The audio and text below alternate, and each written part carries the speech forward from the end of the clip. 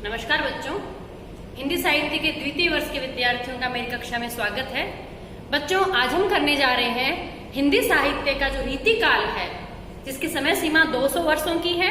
1700 विक्रम संवत से लेकर 1900 विक्रम संवत तक का जो काल है वो हिंदी साहित्य के अंदर रीतिकाल के नाम से अभिहित किया गया है। रीति एक बंधी बंधाई परिपाटी के अंतर्गत जो रचनाएं इस काल में लिखी गई, उन रचनाओं की क्या विशेषता है, वही रीतिकाल की प्रवृत्तियों के नाम से जानी जाती है। प्रश्न आता है, रीतिकाल की विशेषताएं लिखिए या रीतिकाल की प्रवृत्तियां बताइए।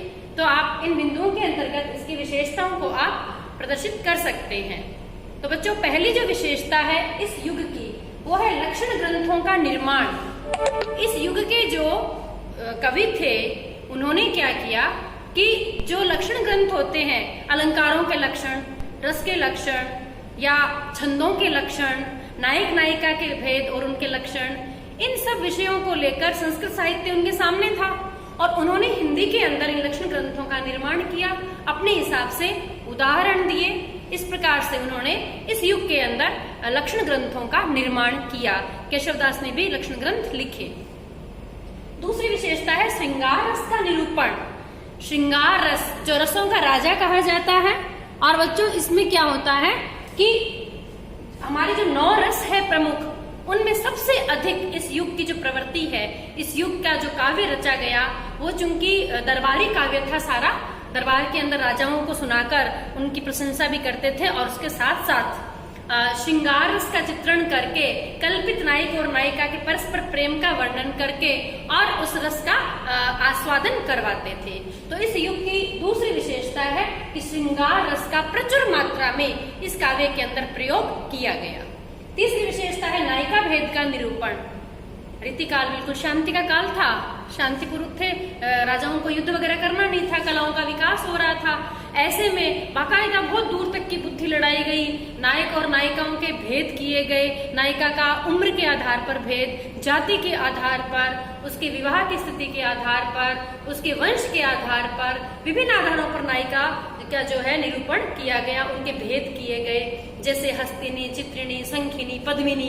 पद्मिनी नायिका को बहुत अच्छा माना गया, जिसके शरीर से खुशबू आती है, जो सर्वगुण संपन्न है, जो सर्व रूप संपन्न है, जिसके खूब लंबे बाल, तीखे नैन, नक्श गोरा रंग। तो इस प्रकार से नायिका भेद का भी निरूपण इस युग के अंदर प्रमुख रूप से हुआ। चौथी विशेषता है बच्चों स्वच्छंद प्रेम की अभिव्यक्ति। रीति से बंध कर जो कवि रचना कर रहे थे, उनसे अलग रीति मुक्त कवि थे। उन्होंने अपने हृदय की बात को सुना, वो अपने निजी जीवन में प्रेमी थे, जैसे घनानंद, आलम, बोधा, ठाकुर। इन्होंने क्या किया? प्रेम किया, उस प्रेम को महसूस किया, फिर उस स्वच्छंद प्रेम का उन्होंने अपने काव्य के अंदर उस प्रेम को अभिव्यक्ति दी। इसके कारण उनका जो प्रेम है वो सच्चा है, गहरा है और उस प्रेम में त्याग है। पांचवी विशेषता है बच्चों पांडित्य प्रदर्शन का भाव। इस युग के जो कवि हैं वो बहुत विद्वान थे, पंडित थे, तो उनके अंदर एक ये भाव भी है कविता में कि एक चीज तो होती है अनायास, अपने आप ही कोई स्वभाव तक कोई चीज आ जाती है, अलंकार आ गया उसके अंदर। लेकिन इस युग के कवियों की विशेषता है कि उन्होंने अपने पंडिताई के प्रदर्शन का, स्थान का लोभ नहीं छोड़ा। जहां भी उनको लगा कि हम यहाँ पर हमारी बुद्धि का प्रदर्शन कर सकते हैं, वहां उन्होंने किया है। जैसे विविध विषयों का ज्ञान है, तो बिहारी ने अपने सत्सई के अंदर विविध विषयों के ज्ञान को भरने की कोशिश की है, भरा है। केशव के पास पंडिताई थी, तो ऐसे में उन्होंने तो इतनी दुरूह कई बार तो कविताएं रच दी, कई पंक्तियां तो ऐसी रची हुई है कि जिनका अर्थ लगाने में बहुत दूर के घोड़े दौड़ाने पड़ते हैं। तो उन्होंने पांडित्य प्रदर्शन का जो भाव था इस युग के कवियों में, वो भी विशेष रूप से था। फिर है दरबारी संस्कृति का निरूपण। दरबार के अंदर राजाओं को प्रसन्न करने के लिए श्रृंगार और प्रेम की रचनाएं कवि रचता था, उन्हें सुनाता था, प्रसन्न करता था और उपहार पाता था। तो यहाँ पर जो आम जीवन का जो जीवन का जो चित्रण है, उसका उन्होंने चित्रण नहीं किया, केवल उन राजाओं का ही चित्रण किया, उस प्रेम का, कल्पित प्रेम का चित्रण किया या भोगे हुए प्रेम का चित्रण किया। इसलिए इस युग की विशेषता है दरबार की जो संस्कृति है, उस दरबारी संस्कृति का इसके अंदर विशेष रूप से निरूपण हुआ है। हम देख सकते हैं कि राजा का किस प्रकार का व्यवहार होता था, किस प्रकार की रचनाएं पसंद की जाती थी।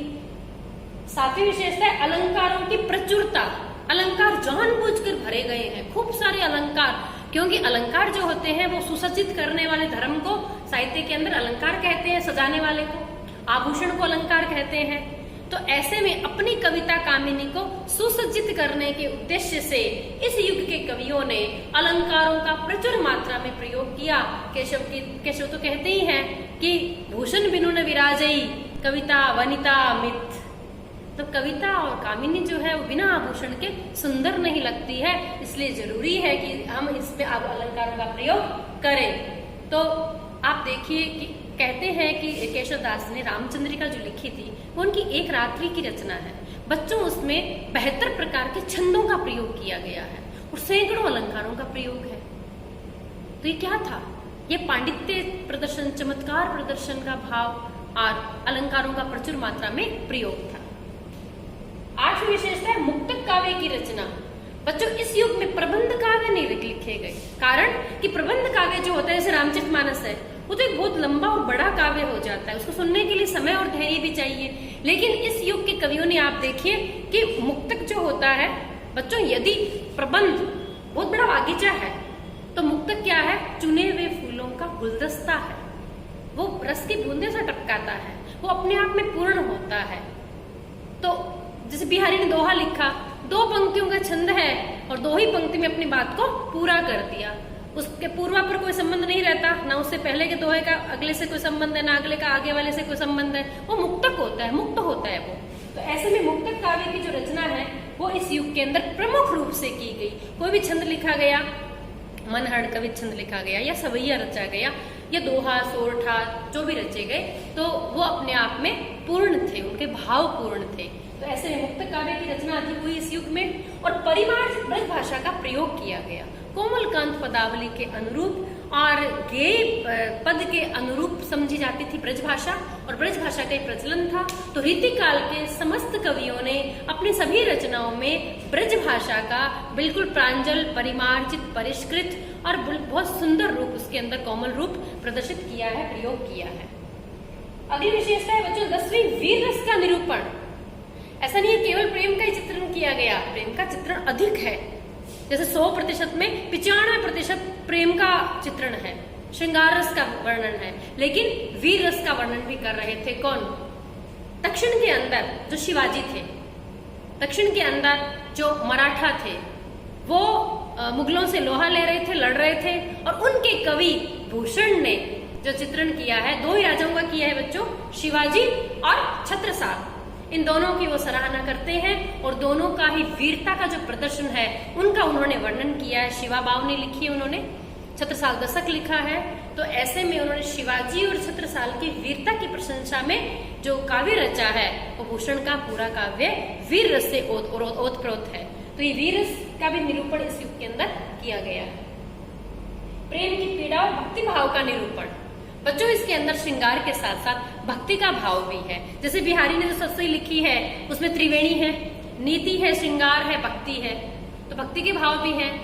केशव ने जो लिखा है उसमें देखिए आप, पहली प्रार्थना सरस्वती माँ से है, बानी जगरानी की उदारता बखाने जाए। गणेश जी की वंदना की है, गंगा की है, पद्माकर ने लिखा है, गंगा जी की बहुत सुंदर स्तुति लिखी है उन्होंने।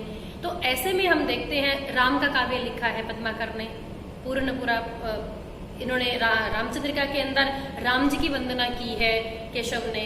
बिहारी ने अपने सत्सई के अंदर भगवान श्री कृष्ण और राधा को लेकर वंदना भी लिखी है और उनसे प्रार्थना भी की है, भक्ति भावना का प्रदर्शन किया है, इसके अंदर शांत रस का उपयोग किया है। तो हम देखते हैं कि इस युग के कवियों ने भक्ति भावना का भी वर्णन किया है और उसके साथ साथ प्रेम की पीड़ा।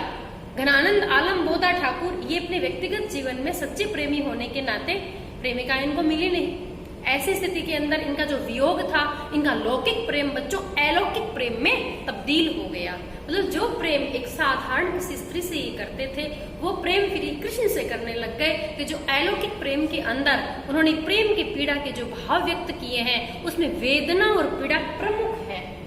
अतिसूत स्नेह कुमार्ग है, जाने को सयान बांक नहीं। इसमें देखिए आप अंत में कहते हैं, तुम कौन धुपाटे पढ़े हो लला, मन लेहु पे देहु छटांक नहीं। इन्होंने प्रेम की जो पीड़ा है घनानंद के काव्य में आप बहुत अच्छे से देख सकते हैं। और इसके अगली विशेषता है नीति का विवेचन। श्रृंगार का है, भक्ति का है, वीर रस का है और नीति का विवेचन भी है। अर्थात संसार के अंदर कैसे जिया जाए, संसार के लोगों की क्या नीति है, संसार का कैसा व्यवहार है, इन सब का जब निरूपण आता है वो नीति के अंतर्गत आता है। गिरधर कविराय ने देखिए आप कितने सुंदर कुंडलियां लिखे हैं, बहुत सारे कुंडलियां जगत में प्रसिद्ध है। उसके अंदर उन्होंने साफ कहा है, बिगड़ी बात बने नहीं लाख करो किन कोय, एक तो ये लिखा है। इसके अलावा भी उन्होंने जो कुंडलिया के अंदर जो नीति की बातें कही है, बीती ताही विसारी दे आगे की सुध ले, ये भी इनका ही कुंडलिया है गिरधर कविराय का। गिरधर कविराय ने बहुत सुंदर नीति की बातें जो है अपने काव्य में कही है। बिहारी ने भी नीति की बातें कही है और भी कवियों के काव्य में गौण रूप से नीति का विवेचन किया गया है। और इस रीतिकाल की जो एक और अंतिम विशेषता है वो कही जा सकती है विविध छंदों का प्रयोग। बच्चों, विभिन्न प्रकार के छंदों का प्रयोग रीतिकाल के कवियों ने अपने काव्य के अंदर किया है। जैसे घनानंद ने प्राय सवैया छंद का प्रयोग किया है, कई मनहरण कवित छंद का प्रयोग किया है, तो पदों का प्रयोग किया है केशव ने, दोहों का प्रयोग किया है केशव ने, बिहारी ने दोहा और सोरठे का प्रयोग किया है। इस प्रकार से विविध प्रकार के छंदों का प्रयोग जो है रीतिकाल के अंदर हुआ। तो समग्रतः हम कह सकते हैं रस का, छंदों का, नीति का, वीरता का विवेचन इस युग के अंदर प्रमुख रूप से किया गया। धन्यवाद।